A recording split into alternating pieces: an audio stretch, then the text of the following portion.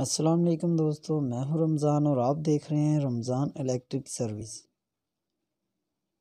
तो दोस्तों, आज की इस वीडियो में हम सीखेंगे स्टेबलाइज़र को कंप्लीट तैयार करने का तरीका। जैसे कि आप देख रहे हैं, हमारे पास एक बॉबिन जो है वो तैयार हुआ है। इसके अंदर हम इसकी जो कोर है, जिसे हम पतरियाँ भी बोलते हैं, तो इसको डालेंगे। इसको डालने के बाद इसकी फ़िटिंग करेंगे मुकम्मल और इसमें सर्किट वगैरह लगाकर इसको ट्यून करेंगे। ट्यून करने के बाद आपको इसको मुकम्मल जो इसका वोल्ट है वो भी आपको चेक कराएंगे कि कितने वोल्ट से लेके कितने वोल्ट का काम करेगा। तो जिन भाइयों ने ये बॉबिन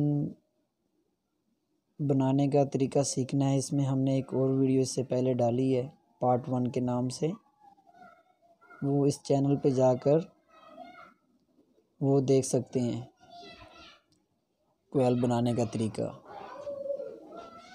तो जिन लोगों ने हमारे चैनल को सब्सक्राइब नहीं किया वो सब्सक्राइब करें, साथ लगे बेल आइकन के बटन को दबा दें ताकि हमारी हर नई आने वाली वीडियो का नोटिफिकेशन सबसे पहले आप तक पहुंच जाए। तो दोस्तों, वीडियो को लाइक कर दें और दोस्तों में शेयर भी ज़रूर कर दें। तो वीडियो को शुरू से लेके आखिर तक पूरा देखा करें। आपको इसका जो काम करने का सही तरीका है वो आपको समझने में बहुत आसानी हो जाएगी, ताकि आप कभी भी काम करें तो आपको काम करने में कोई भी मुश्किल पैदा ना हो।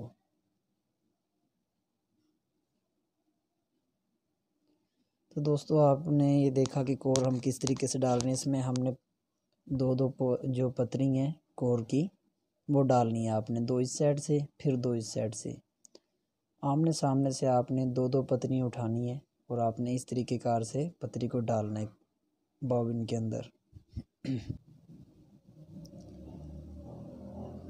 तो दोस्तों, दो से भी ज़्यादा आप अगर डालें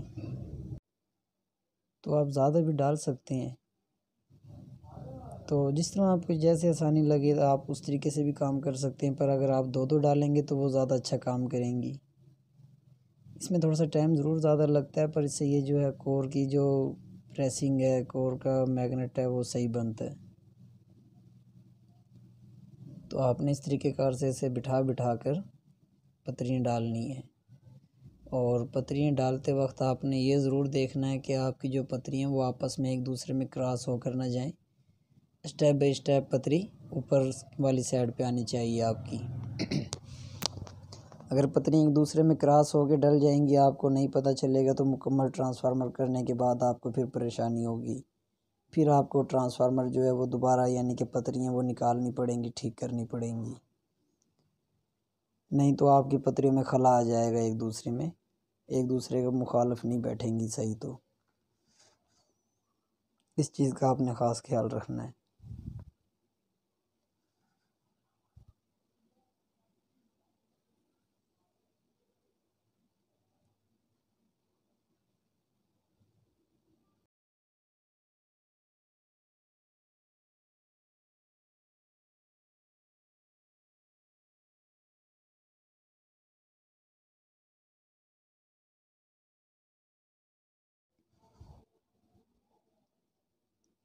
तो दोस्तों, कोर जो है वो तकरीबन हमारी कंप्लीट हो चुकी है ट्रांसफार्मर के अंदर। जैसे कि आप देख रहे हैं, हमने ये एंड की जो कोर की जो पतरी होती है डाली है, तो ये ज़रा टाइट गई है। तो आपने इस तरीके से हथौड़े की मदद से आपने इसको पहले कोर को अच्छी तरह प्रेस कर लेना है। प्रेसिंग करने के बाद फिर आपने इस कोर को टाइट करना है। टाइट करने का तरीक़ेकार ये है कि आपने एक ही दफ़ा में तकरीबन 5 से 6 पथरियाँ आपने ले लेनी है। तो फिर आपने टेस्टर की मदद से या किसी भी पेचकस की मदद से उसको खोल के इस तरीके से फिर आपने उसको बिठाना है। जब आप ऐसे सही तरीके से इसे बिठा लेंगे, बिठाने के बाद फिर आपने इसे हथौड़ी के साथ प्रेस करना है। हल्की हल्की आपने इस तरीके से चोट लगानी है। अगर आप इससे ज़्यादा चोट लगा देंगे तो पतरी आपकी सही नहीं बैठेगी। तो आपने चोट जो है वो इस सिरे से लेकर उस सिरे तक बराबर की ही लगानी होती है। उसके बाद आपने दोस्तों यहाँ ये आई डालने का तरीक़ेकार जो है ये देख लें। इसी तरह जैसे हमने तो दोस्तों जिस तरीक़ेकार से हमने इसकी ई जो है वो डाली थी, इसी तरीक़ेकार से हमने अब इसकी जो आई हैं वो भी डालनी है। तो जैसे दो दो वो डाली हैं, दो दो आप ये डालेंगे उनके सामने बिल्कुल। जब आप ये दो दो डालते जाएंगे तो आपने इसको एंड में जाके इसकी कसाई कर देनी है। और अगर आप साथ साथ भी ठोकना चाहें तो वो जैसे आपको आसान लगे आप वैसे कर सकते हैं, क्योंकि मैं इसको बाद में सारी पतरियों को बराबर करता हूँ, उससे जो है वो टाइम की बचत होती है।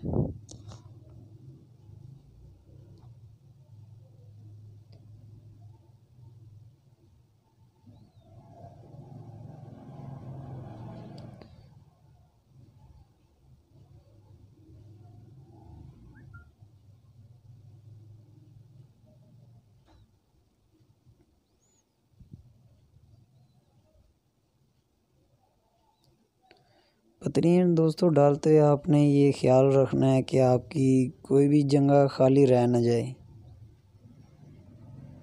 और अगर पतरियाँ डालने के बाद आपको नज़र आ जाए तो आपने ज़रूर उसे पूरा करना है उस जगह को। तो पतरियाँ हमारी कंप्लीट हो चुकी हैं। अब इसे दोबारा हम इसे हथौड़ी के साथ प्रेस करेंगे।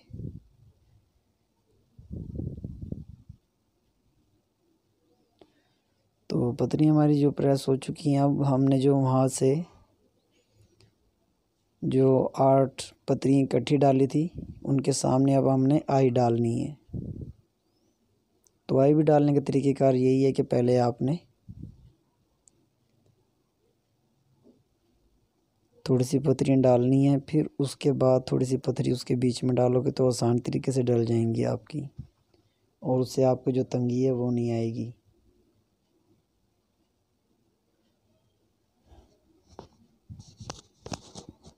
तो इसको भी आपने डालने के बाद आप जो कोर है उसको आपने हथौड़ी के साथ प्रेस करनी है अच्छे तरीके से। तो ट्रांसफार्मर दोस्तों हमारा जो पतरी डाल के कंप्लीट हो चुका है। उसके बाद आपने इन तारों के ऊपर इंसुलेशन होता है वो तार लेना है। और ये जो सर्किट आपको नज़र आ रहा है इसके साथ का सर्किट आपको बाज़ार से मिल जाएगा बना बनाया। तो जब भी आप सर्किट लेने जाएं तो आपने उन्हें ये बोलना है कि टाइमर के साथ हमें 5 रिले का सर्किट दे दो। तो वो आपको 5 रिले का सर्किट दे देंगे टाइमर के साथ। तो जो रिले हैं वो अलग से मिलती हैं, सर्किट आपको अलग से मिलता है। तो लेने के बाद आपने इसे कंप्लीट करना है। इस तरीक़ेकार से आपने इसकी रिले लगा लेनी है, जिसके अंदर 5 रिले टोटल हैं और जिसमें से हमारी एक रिले जो है वो टाइमर की है। रिले दोस्तों हमने इसमें लगा ली हैं। इसे अब हम शोल्डर वायर करेंगे। तो शोल्डर वायर जो है वो आपने अच्छे तरीके से इसे करना है। अगर आपका शोल्डर जो टाका है वो अच्छे तरीके से नहीं होगा, शोल्डर वायर हम इसे कहते हैं, तो अगर टाका आपका सही ना लगा तो उससे भी बड़ा मसला आ जाता है। बाद में लूजिंग हो जाती है तो करंट क्रॉस नहीं होता। तो इस चीज़ का आपने ख़ास ख्याल रखना है। तो दोस्तों हमने इसको रिले डालकर जो सर्किट है कंप्लीट कर लिया है। इसको हमने फ्लेक्सिबल तारें लगा ली हैं और ट्रांसफार्मर जो है हमारा वो सिल्वर में तैयार हुआ है। तो इसलिए हमने इसके अंदर कंडक्टर स्ट्रिप का इस्तेमाल किया है, ताकि जो हमारी सिल्वर की तारें हैं वो लूजिंग ना हो, हीट होने के बाद ख़राब ना हो। अगर हम इसके जोड़ लगाते हैं तो जब करंट क्रॉस होने के बाद ये हीट हो जाती हैं, तारें ख़राब हो जाती हैं। तो इसका बेहतरीन तरीक़ेकार यही है कि आप भी कंडक्टर स्ट्रिप जो मिलती है बाहर से 10-15 एम्पेयर की 30 एम्पेयर की मिलती है, आप जिस तरह का ट्रांसफार्मर हो आप ये स्टिप लगाएं तो उसका बहुत अच्छा रिज़ल्ट आएगा। तो मैंने इसमें स्टिप का इस्तेमाल किया है।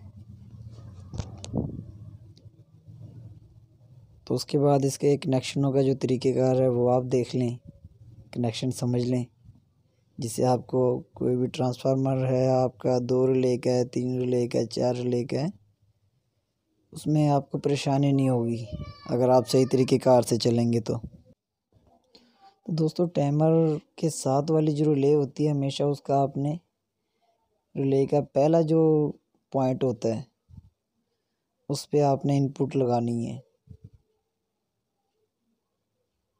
जैसे कि आप देख रहे हैं हम ये स्टेप पहला जो है इसका, तो पहला जो सिरा हमने दोस्तों उसकी जो है प्राइमरी और सेकेंडरी के जो हम कनेक्शन आपस में मिलाते हैं हमने उसके साथ लगा दिया रिले का, और दूसरा सिरा जो हमने 30 वोल्ट का स्टेप निकाला था उस पर लगा दिया दूसरी रिले का।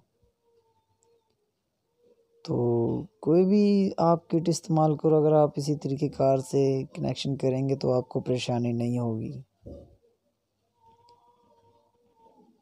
तो ये 30 वोल्ट वाले पे हमारा दूसरा स्टेप आ गया। अब जो तीसरा स्टेप है वो हमारा 40 वोल्ट के स्टेप पे लगेगा। हमने 30 वोल्ट के बाद 40 वोल्ट निकाले थे, तो अब हमने ये जो इसका तीसरा जो स्टेप है 40 वोल्ट वाले में लगाया है।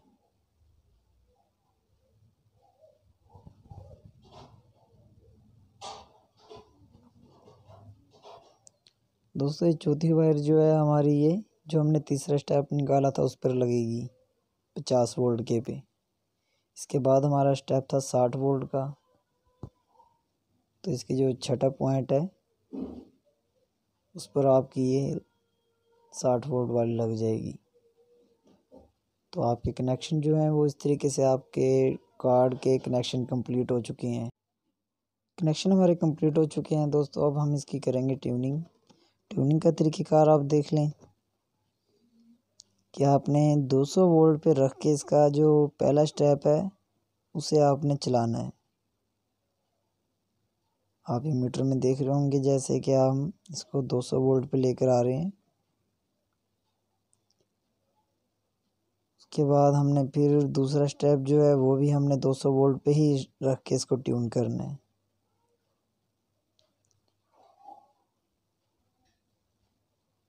ठीक है, तो बाद में मैं इसकी आपको ट्यूनिंग की सेटिंग भी दिखा दूंगा, क्योंकि ट्यूनर जो है हमारा वो एक साइड पे रखा हुआ है, इसलिए हमने आपको ये डिजिटल जो मीटर साथ लगाकर ट्यूनिंग करके तरीका दिखा रहे हैं। तो ट्यूनिंग का जो तरीक़ेकार है ट्यूनर को इस्तेमाल करने का वो भी हम आपको ये ट्यूनिंग करने के बाद दिखाएंगे एंड में। आपने स्टेप जब भी यानी कि इसको ट्यून करना है तो आपने 200 वोल्ट पे ही रख के इसको ट्यून करना है। जैसे ही आपके 200 वोल्ट होंगे तो वो ऑटोमेटिक आपका स्टेप बढ़ जाएगा। शुरू पहले स्टेप से लेके दूसरे तीसरे चौथे स्टेप तक आपने एक ही तरह का यानी कि 200 वोल्ट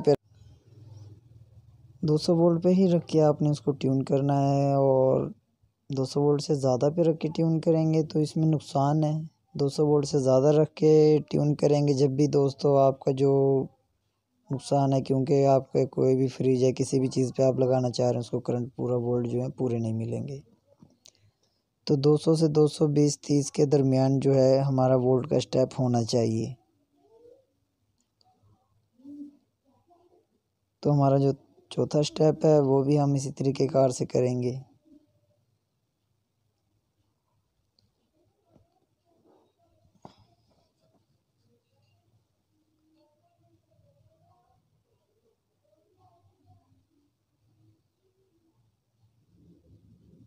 दोस्तों वोल्ट आपको मीटर में नज़र आ रहे होंगे अप डाउन होते हुए, क्योंकि हम जो ट्यूनर है हमारा एक साइड पे रखा हुआ है।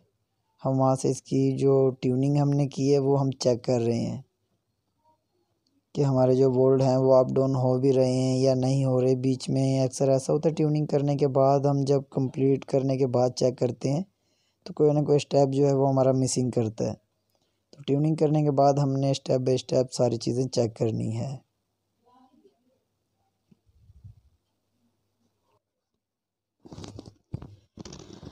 तो दोस्तों ट्यूनिंग हमारी कंप्लीट हो चुकी है। अब हम आपको इसका जो तरीक़ेकार है, हमारा जो ट्यूनर है, हम वो दिखाएंगे। हमने इसको 100 यानी कि 1 टन पे रख के इसको ऑन कर दिया है और इसको हम देखेंगे कि हमारा टाइमर जो है वो काम कर भी रहा है या नहीं कर रहा। तो हमारा स्टेबलाइज़र जो है वो दोस्तों ऑन हो गया है। इस मीटर में आपको वोल्ट नज़र आ रहे होंगे 220, ये देखें। हमने इसको 100 यानी कि 15-16 वोल्ट देकर इसे ऑन करवाया है। तो दोस्तों हमने अब इसको ट्यून करा के आपको दिखा देते हैं। ये देखें, हमारी जो इनपुट है जो हम इसे दे रहे हैं वो हमारी 200 है और आउटपुट जो है वो हमारी बढ़ चुकी है। जैसे देखो इधर भी 200 हैं, उधर हमारे वोल्ट बढ़ चुके हैं। फिर 200 के बाद फिर हमारे यहाँ वोल्ट 185 हैं, उधर बढ़ चुके हैं। तो ये वाला जो हमारा सीधे हाथ पे मीटर, ये हमारा इसका इनपुट है जो हम वापडा को, इसको ट्रांसफार्मर को दे रहे हैं, स्टेबलाइज़र को। जो दूसरे हाथ पे है वो हमारा आउटपुट है ट्रांसफार्मर का, जो हमने ट्रांसफार्मर के पीछे से जो आउटपुट होती है वहाँ पर इसका शू लगाया हुआ है। जितने भी वोल्ट ट्रांसफार्मर हमें आउटपुट पे दे रहा है वो हमें इस मीटर में नज़र आ रहे हैं।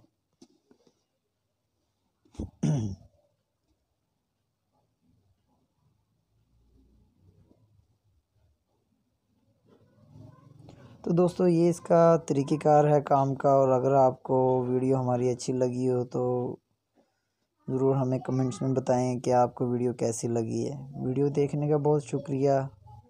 ओके, अल्लाह हाफिज़, मिलते हैं नेक्स्ट वीडियो में।